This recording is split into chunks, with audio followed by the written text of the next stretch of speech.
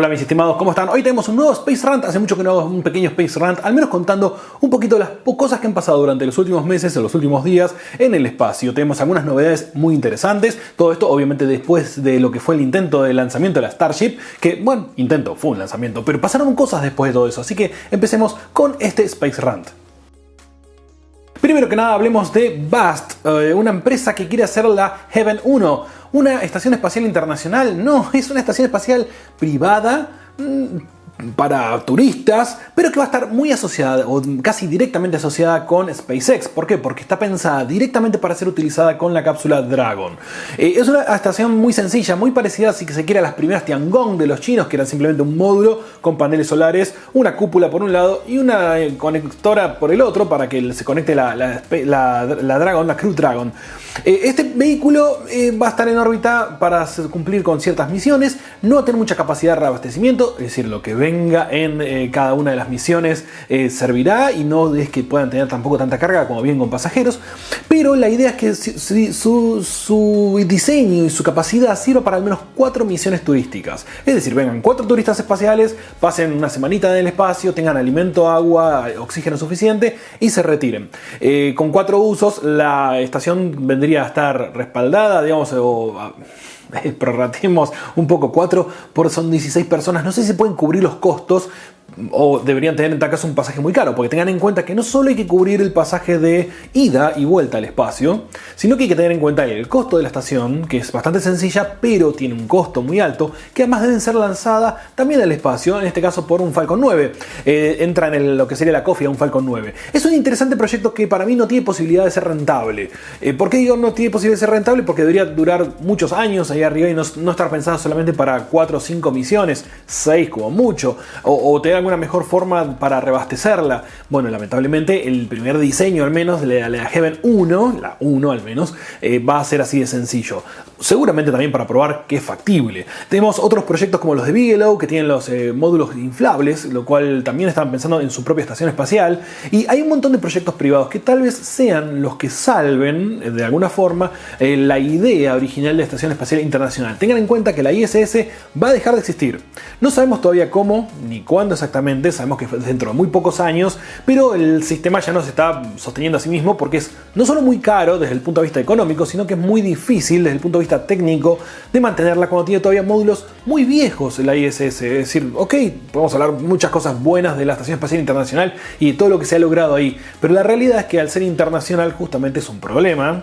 Tengan en cuenta que varios de los módulos importantes son rusos en este momento, con la guerra contra Ucrania y obviamente contra la OTAN y con todo Occidente. Rusia quiere sacar los pies de ahí, pero no puede, así que quedarán unos módulos enganchados en la ISS sin abastecimiento, sin recambios, sin reparaciones, bastante antiguos por cierto, con una tecnología no muy moderna, o todo eso caerá al mar. Está claro que una cosa como la Heaven, que mide unos 10 metros por 3 metros y pesa unas 8 toneladas, es una lata. Aclaremos eso. No es lo mismo que la Estación Espacial Internacional, que tiene un montón de funciones científicas más. Eso no significa que Heaven no se pueda utilizar para algunas misiones científicas, para alguna universidad de alguien, pero seguramente habilitará la puerta que muchos, con dinero suficiente o financiado por gobiernos, puedan tener su experiencia espacial sin depender de la NASA. ¿Por qué es importante esto? Porque para vos viajar a la Estación Espacial Internacional tenés que tener el permiso de todos los participantes, o si solo tenés el de alguno, estás limitado a los sectores de esa estación, de la Estación Espacial, que pertenezcan a esa asociación espacial o organización. Por ejemplo, si sos de Roscosmos o un turista ruso, solo podés estar en la parte rusa de la estación. Si sos alguien que va pagando por Axiom, por ejemplo la última misión de SpaceX, ahí tenés que estar en el lado norteamericano, salvo que los rusos reciban una paga por ello. Sí, no es lo más lógico a la hora de hacer negocios para alguien que por ahí es de un país no muy querido por alguno de los miembros, o porque no quiere pagar lo suficiente y que necesitas algo más barato, pero poder pasar más de un día en el espacio. Tengan en cuenta que la Crew Dragon, si bien es una cápsula mucho más amplia que una Soyuz, es una cápsula, sigue siendo algo pequeño donde uno lo utiliza para llegar y para volver. Pasar 4, 5, 6 días ahí adentro es realmente incómodo. Todas las misiones de turistas espaciales les vendría muy bien esto, especialmente las que son solo orbitales. Estamos hablando de la órbita baja terrestre. Los que quieren hacer una excursión más larga, como ir a dar una vuelta a la luna, bueno, sí, una cápsula tiene más sentido porque podés enviar menos peso, pero si estás acá nomás en la órbita terrestre, y sí, la verdad que no tiene sentido quedarse adentro de una cápsula cuando puedes estar un poquito más amplio, ir al baño con mayor privacidad, aunque no exista eso en el espacio, sentirte un poquito más cómodo. Ahora, también tiene planes para estaciones más grandes. Estamos hablando de muchos módulos unidos para crear una gran estación espacial, o de 7 o 8 módulos. Inclusive en PowerPoint tienen la idea de alguna giratoria que pueda generar su propia gravedad artificial. Todo esto es papeles para una presentación de PowerPoint típica que hacen todos los que quieren presentar un producto nuevo. No necesariamente eso llega a un producto jamás. Después tenemos este video muy interesante de SpaceX mostrando sus robots, el Tesla Bot. Para mí una cosa que todavía le falta muchísimo, está muy verde. Hay muchas empresas que están mucho más adelante en lo que es el movimiento de un robot, como Boston Dynamics, pero lo que apunta a Tesla, en este caso Elon Musk, es tener un producto vendible que pueda llegar a ser humanoide. No un perrito, no un coso con ruedas, sino algo humanoide. El último update muestra unos movimientos bastante mejores, aunque todavía siempre parece como que los robots están como inclinados hacia atrás, como que les cuesta caminar como un humano, porque bueno, es muy difícil emularlo. No es imposible, pero está claro que no les está quedando exactamente igual porque tiene un montón de otros problemas de equilibrio que el cuerpo humano, después de muchos millones de años de evolución, los mamíferos hemos llegado hasta acá, tenemos mucho más aceitado el tema y sabemos perfectamente cómo controlar un cuerpo, cosa que para los robots no es tan fácil. También de SpaceX les dejo acá, se los voy a dejar en los comentarios un video en el cual muestran lo que sería el recap de todo lo que fue el lanzamiento de la Starship. Lanzamiento fallido o no fallido, ya hemos tenido un video en el cual hablamos mucho sobre eso, pueden verlo en el canal, en el cual justamente hago todo el análisis de qué podría haber salido mal. Al final lo que resultó no fue nada errado, es decir, lo que la mayoría dijimos que había sucedido, sucedió. Es que obviamente el vehículo fue afectado por la falta de un sistema de refrigeración y contención de todo ese ruido que hizo que todas las lajas de cemento y hormigón volaran por los aires 40 metros por el aire, rompieran partes del cohete, perdiera fluido hidráulico. De hecho, el nuevo modelo, al parecer, que están anunciando en este como tráiler, habla justamente del próximo lanzamiento, aunque no dice fechas y dice cuáles van a ser los vehículos. Y según tenemos entendido, según dijo Elon Musk, el uso de motores eléctricos para apuntar el gimbal y no utilizar fluido hidráulico, que es lo que si se pincha, se pierde y deja de funcionar, que es exactamente lo que le pasó a la Starship cuando podría haber logrado un vuelo más o menos decente, haber llegado a una altitud importante y haber separado la segunda etapa, pero no lo pudo hacer porque empezó a girar para cualquier lado descontroladamente. Claro, tenía menos motores de un lado y además no tenía fluido hidráulico, donde el gimbal dejó de moverse, ya no pudo apuntar los motores y hizo cualquier cosa. Hace unas semanas, Hakuto R, una sonda japonesa que quería aterrizar, o alunizar más bien, en la Luna, tuvo un pequeño problema. En algún momento parecía que iba todo perfecto, todo bien, y se estrelló contra la Luna. Literalmente estrelló. ¿Por qué? Porque tuvimos las fotos que sacó una de las del Lunar Reconnaissance Orbiter, que sacó de los pedazos, básicamente, dónde impactó. Había pasado antes, teníamos la foto perfecta, y después la siguiente foto muestra los puntitos de los restos que quedaron, o más bien que no quedaron, de la pobre Hakuto. ¿Por qué chocó Hakuto? Es interesante esto. De hecho, un buen video de Scott Manley explicándolo. Básicamente, el radar que estaba midiendo la distancia hacia la Luna tiene que medir varias cosas. ¿Por qué? Porque la Luna no es una superficie plana. Hay cráteres. Y fue un cráter, es el borde de un cráter, el que le confundió y le hizo creer que ya había llegado a la superficie donde tenía que aterrizar. Pero he aquí que después de la loma del cráter hay un precipicio y cayó a 500 km por hora cuando debería caer a 1. Sí, un impacto bastante fuerte. No quedó absolutamente nada de la sonda. Hay que mejorar el software. ¿Qué pasa? El lugar donde estaba aterrizando no era el que habían probado en las simulaciones. Cuando vos simulás todo esto, le enseñás a la computadora cómo aterrizar y cómo mitigar cualquier cosa que se encuentre en el camino. Ahora, al no saber dónde era que iba a alunizar, no hay un astronauta ahí indicándole los controles, no, todavía no llegamos. La computadora se confundió, cortó el descenso como si ya hubiese llegado y nunca llegaba, y siguió acelerándose lentamente hasta llegar a una velocidad que obviamente ningún satélite, ninguna sonda, ningún rover podría soportar al impacto. Sí, tuvimos esta semana la Shenzhou 16, el primer misión china con un astronauta civil. Cuando nos referimos civiles, porque sí, China todavía, al igual que tenían Rusia y Estados Unidos en otra época, todos sus astronautas eran militares o militares que ya habían pasado a la NASA, pero que eran de origen militar, pilotos de aviación, de la Fuerza Aérea, de la Naval o lo que sea. China hace exactamente lo mismo, salvo ahora que han enviado al primer civil. Eso no significa que cambie un poco el entrenamiento que tienen, no, es un entrenamiento súper estricto para ser taikonauta. En este momento hay un montón de gente del espacio espacio más de 15 personas, lo cual es una... Bueno, en realidad menos porque volvieron los de acción, pero lo que me refiero es que está bastante llenito el escenario espacial, lo cual está muy bueno. Todos estos fueron obviamente la estación Tiangong, que es la estación china, que está creciendo y está funcionando muy bien. Y hablando de China, porque lo más importante se viene del lado de China, aunque no lo crean, y va a ser la competencia directa no solo contra SpaceX, sino contra toda la NASA. Y es la idea de China de llegar a la Luna. Porque además del lanzamiento de la Shenzhou 16, ¿qué hicieron? Presentaron la idea, el plan, el concepto. Los Larga Marcha 10 van a ser los lanzadores que lleven a los chinos a la Luna.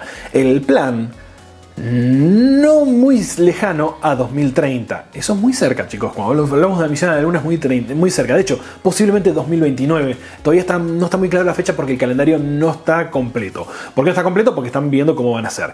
Ahora, tengan en cuenta esto. El Larga Marcha 10 puede llevar por un lado un orbitador, es decir, la cápsula, y por otro lado el módulo de alunizaje. Tienen que hacer 2 vuelos, ensamblar en espacio para poder ir a la Luna. Así que cada vuelo implica 2 lanzamientos y eso significa que hay varios lanzamientos para el Larga Marcha 10, que es un cohete que todavía no existe, no ha volado. El Larga Marcha 10 va a tener que tener al menos un vuelo de prueba para ver que funcione, y después vamos a tener que tener los vuelos para una cápsula que dé una vuelta a la Luna sin alunizar. Después va a haber otro vuelo para lanzar los 2 módulos de prueba, ya en la cápsula y el módulo de alunizaje, dar una vuelta a la Luna, probablemente intentar hacer un alunizaje sin tripulación, y para el 5.º vuelo de Larga Marcha 10 tendríamos ahí sí una misión tripulada a la Luna. Viendo el calendario que tienen, apuntarían a que esa misión, esa 5ª misión, podría llegar a entrar a fines de 2029. Y tengan en cuenta todo lo que se está trazando la NASA al respecto del Space Launch System y SpaceX por su lado, no trazado, pero sino que viene desarrollándolo con la Starship. Hablando del SLS, porque si la competencia de China es la NASA, el Space Launch System en una auditoría, la última auditoría, marcó que lleva excedidos $6.000 millones en el desarrollo del vehículo. $6.000 millones. Tengan en cuenta que los RD-25, los motores que utiliza este vehículo, son los mismos que utilizaba el transbordador espacial. Son muy complejos, pero cuando se usaban para el transbordador, volaban y volvían. En cambio, en el SLS se tiran al mar, se destruyen completamente. Significa que tienen que construir nuevos. Y una cosa es tener un stock de motores antiguos que te sobraron y que los vas haciendo un refurbish y los preparás para volver a volar. Y otra cosa es tener que construirlos de nuevo en una versión nueva y mejorada, pero además revitalizando toda la tecnología que utilizaste hace 30 años atrás, o 40, perdón, me estoy quedando corto, son 40 años que empezó el desarrollo, obviamente 30 que tenemos más 35, 36 años que tenemos más vuelos, pero no es fácil eso. Solo en el 2023 van a gastar $23.800 millones en el programa de Artemis. Es un montón de dinero. Con ese dinero cualquier otra empresa podría ya estar en la Luna. El programa total llegando a 2025 alcanzaría los $93.000 millones. Es mucho dinero todo esto que estoy hablando. Aún así, tengan en cuenta que no es mucho dinero comparado con el presupuesto militar que tiene Estados Unidos. Eso es una cosa que va completamente por fuera de cualquier estándar. Si sumamos los presupuestos de todos los países, no se alcanza el presupuesto militar de Estados Unidos. Es una barbaridad. No es que gasten mejor, gastan más. Y ese es el problema que salió en esta auditoría. El problema no es que el SLS sea un mal cohete o que sea barato. No, es un cohete caro porque además se desperdicia todo. El problema es que cada contratista mete e inyecta su presupuesto y lo infla y lo infla y lo infla al punto que el cohete cuesta mucho más de lo que realmente vale. Entonces, bueno, ahí es donde surge la cuestión. ¿China le pasa lo mismo? No, porque China te lleva a la cárcel si llegas a hacer eso, básicamente. No existe el contratista poniendo el precio que quiere, sino poniendo el precio que debe, porque es una dictadura pseudo comunista. Hablemos después, si quieren, otro día de lo que es China, porque China es una cosa muy loca, pero también capitalista. Así que son empresas las que lo hacen, pero no pueden hacerle ese sobrecoste porque donde te agarran por corrupción terminas, fusilado. Cosa que no sucede en Estados Unidos, en el cual el lobby en Washington permite que todo esto exista sin que sea ni siquiera un caso de corrupción para la ley norteamericana. Sí, suena raro. En cualquier otro país del mundo lo sería. Y todo esto sería un escándalo. En Estados Unidos no es un escándalo. Si los cohetes llegan y nadie muere, están todos felices, aunque se gaste mucho dinero. No estamos en la época del Apolo en la cual había una carrera como la Guerra Fría. Es una carrera mucho más liviana la que tenemos actualmente. Pero bueno, el mayor problema que tiene el SLS es ese. ¿Qué le queda a Estados Unidos y a la NASA? SpaceX. Sí, aunque no lo crean, Elon Musk tiene razón ahí. Si logra hacer que este año o el que viene tengamos vuelos ya funcionales de la Starship, ya tendrían, en el caso de Estados Unidos, un vehículo para llegar a la Luna y para alunizar, porque al fin y al cabo la nave lo permite, y con una iteración de desarrollo mucho más rápida, mucho más insegura también, porque así como voló por los aires el último Starship, con razón, ya hemos hablado de ese tema y que no era ni siquiera la intención que fuese seguro, sino que volara nada más. Pero bueno, con ese desarrollo mucho más rápido, una iteración más rápida, es más probable que SpaceX esté en la Luna antes que la NASA. Y posiblemente antes que los chinos. El plan de Trump en su momento con la misión Artemis era llegar en 2024. No vamos a llegar en 2024, chicos. Ya lo sabíamos en el momento, pero bueno, dijimos 2028, sumarle unos añitos más.